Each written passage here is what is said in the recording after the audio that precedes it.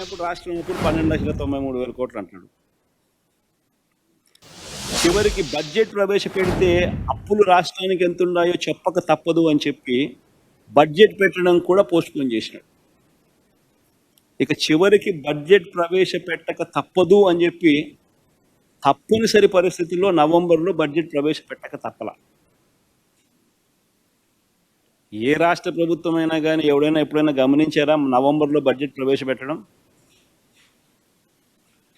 అంటే 3 నెలలు ఒక్క చంద్రబాబు నాయుడు గారి హయాంలోనే ఆ జిమ్మిక్కులన్నీ చూస్తాం. ఎందుకంటే బడ్జెట్ ప్రవేశపెడితే ఆ బడ్జెట్ డాక్యుమెంట్ రాయాలి రాష్ట్రానికి ఉన్న అప్పులు ఎంత ఉన్నాయి అని చెప్పి.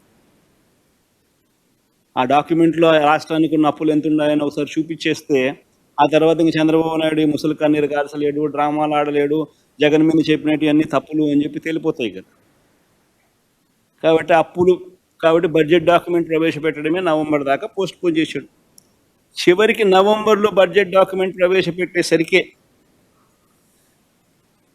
తనంతటి తానే బడ్జెట్ డాక్యుమెంట్ ప్రవేశపెట్టేటప్పుడు తనంతటి తానే 6,46,531 కోట్ల రూపాయలు అని చెప్పి తాను ప్రవేశపెట్టిన బడ్జెట్ డాక్యుమెంట్లో తానే ఒప్పుకోక తప్పలేదు. ఇంతకన్నా దారుణమైన మనిషి పరిస్థితి బహుశా ఎక్కడా ఉండదు.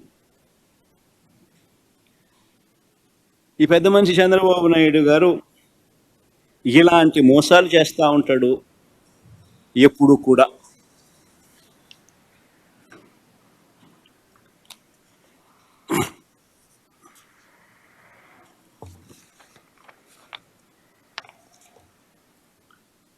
అర్థమయ్యేట్టుగా మన వరకు చూపించండి.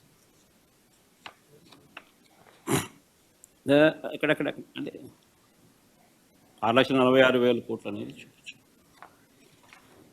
ఆయన బడ్జెట్ డాక్యుమెంట్ చూసినారా? అది గమనిస్తే కనిపిస్తుంది. చూసినారా?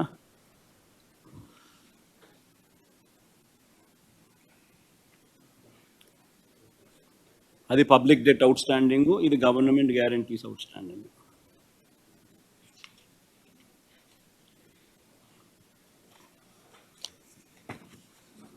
మళ్ళీ అన్ని కాపీస్ మీకు ఇస్తారులేండి, అందరు తీసుకొని పోండి. ఇన్ని వేయాలి మీ టీవీలలోనూ మీ పేపర్లలోనూ. మీరు ఇవన్నీ డాక్యుమెంట్ ప్రజెంటేషన్ కూడా చేయాలి.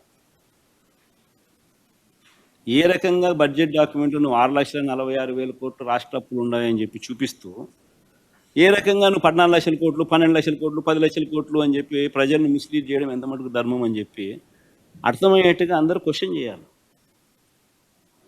ధర్మమేనా ఇటు చేయడము అని చెప్పి. ఈ పెద్ద మనిషి చంద్రబాబు నాయుడు గారు గుర్తుపెట్టుకోవాల్సిన అంశం ఏమిటి అని అంటే, ప్రజలందరికీ కూడా తెలియాల్సిన అంశం ఏమిటి అని అంటే, ఏ ప్రభుత్వం అయినా కూడా